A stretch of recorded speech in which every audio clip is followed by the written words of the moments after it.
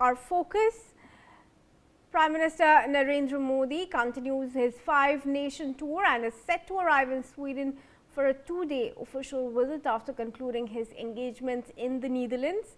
He will hold high-level talks with Swedish leadership focused on strengthening cooperation in trade, innovation, green technology and investment. The visit is expected to further deepen India-Sweden relations and expand strategic engagement in key sectors including sustainability and technology partnership. Let's take a closer look at what's on the Prime Minister's agenda in Sweden. Firstly, there's the question of bilateral ties that both nations will be looking to build. Bilateral talks with Swedish Prime Minister Kristersson on the entire gamut of relations are on the agenda. And moving ahead, let's look at what else do we have other than bilateral ties.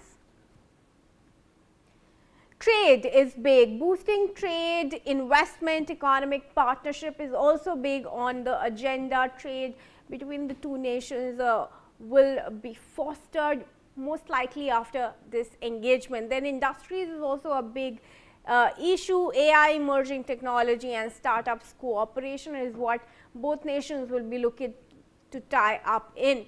Sustainability, green transition, climate action and resilient supply chains is also key, and that will also be bolstered once the meeting between the leaders of both countries is done.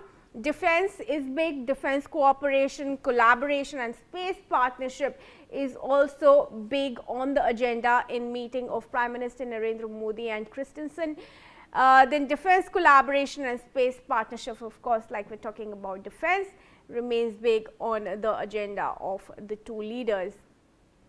So that's broadly what we are looking at as far as India Sweden relations and partnership is concerned when Prime Minister Modi visits the country there today. That's on his agenda. With that, let me take some breaking news updates as well. The Prime Minister will arrive in Gothenburg in Sweden for the 2-day visit.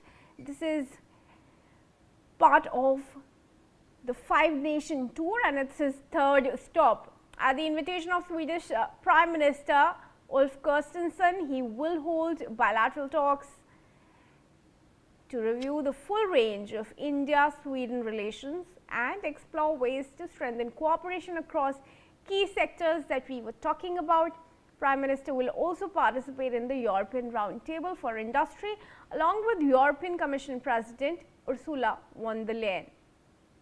Ambassador Gauri Shankar Gupta is now joining me on this. He's former diplomat. Ambassador, thank you very much for joining me. Prime Minister Modi in Sweden, what is it that you're expecting as outcomes from this meeting between the two prime ministers? Good morning, Kriti. Thanks for inviting me. You see the what we call Nordic countries in Europe, they have their own culture, they have their own union, they have their own traditions. Though Sweden is a small country, but it is very advanced in technology. You must have heard the names like Saab, Ericsson, AstraZeneca, and of course Volvo. These are the names coming from Sweden. We also know about Bofors gun, which was bought by us some time back. So there are many technology companies in Sweden, and we are actually looking for more collaboration in technology and innovation. Approximately 380 Swedish companies are already operating in India, providing employment to almost 400,000 people. Indian companies have also gone there in the recent years. About 75 companies from India have opened their offices in Sweden to boost their exports in the Europe. So, and also in the defense area, as I mentioned, Bofors gun and some of the aircrafts, fighter aircraft. Sweden is very advanced in that. So these are some of the areas where I think India must be looking for a collaboration with Sweden. Sweden is a comparatively, a small country in terms of population and economy, but technologically they are very advanced, and they play a very important role in the European Union. And that is why I think this visit is very important.